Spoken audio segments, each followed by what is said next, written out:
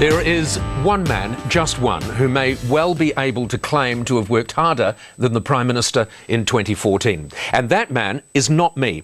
And it's not the other man in the studio right now, who's our online entertainment editor, Dan Rutledge. I'm sorry, Dan, it's not you. That man is our political editor, Paddy Gower.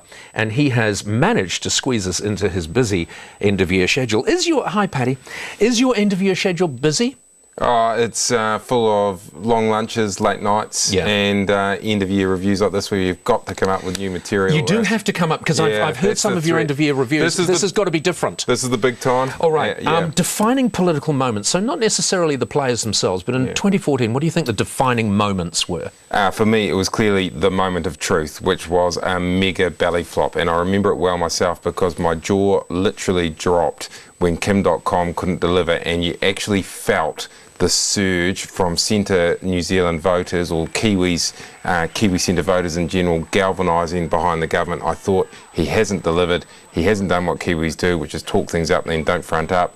Let's see how this plays out. And we saw how it did. He got John Key over the line, the ultimate political boomerang. Came back, hit .com in the face, he helped out John Key. It's ironic, isn't it, that the two things that were set up most to derail the National Party, the national government, dirty politics and the moment of truth, you could almost feel that collective sigh of relief from right-wingers when they were out. Even dirty politics, they looked at that and they thought, I'm sure, could have been much worse, we can handle this. Yeah, they said, we can do this, we can get through this, and in fact, it had the reverse effect, even though some of the things in dirty politics were serious politically. And some of them have taken hold. Judith Collins is an example. But never in an election campaign were they going to get there. They were beltway issues and they were never going to work. The Prime Minister was always able to fight them off. And what impressed me about John Key this year was that he took all the bad energy in the election campaign, sucked it up, and like some sort of comic character, spat it out like his own kind of power and got across the line. It was an amazing victory on the night, and that's why those two things, particularly the moment of truth, and actually appeared to grow stronger as a result of both of those things. All right, your personal moment. I mean, and it might not be a huge political thing, but you've been following, obviously, politics more closely than almost anybody else this year. What's your personal highlight? Well, for me personally, it was going to the White House with John Key. It was really good to be there, see Barack Obama, obviously as a politico.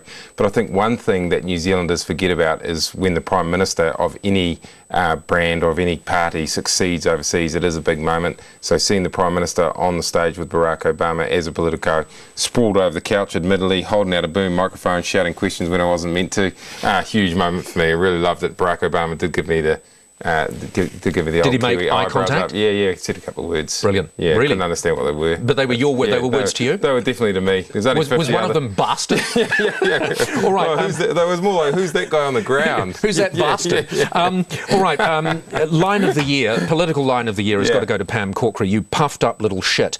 You know, the reality is, maybe it wasn't the best use of the line, but she's probably right, isn't she? We are puffed up little shits. Well, Brooke Saban, who works for me, is not a puffed up little shit. In fact, I disagree with you. Pam Corkery was so puffed up that day that she blew out. She blew a gasket. And she did, even though what she said was right, her delivery down the camera was better than yours, I can tell you that. She's better on TV. She knows She'd do a great job sitting right there.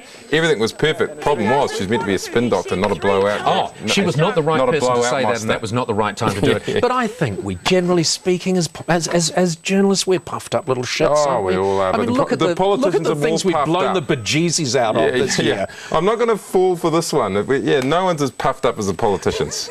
All right, you know,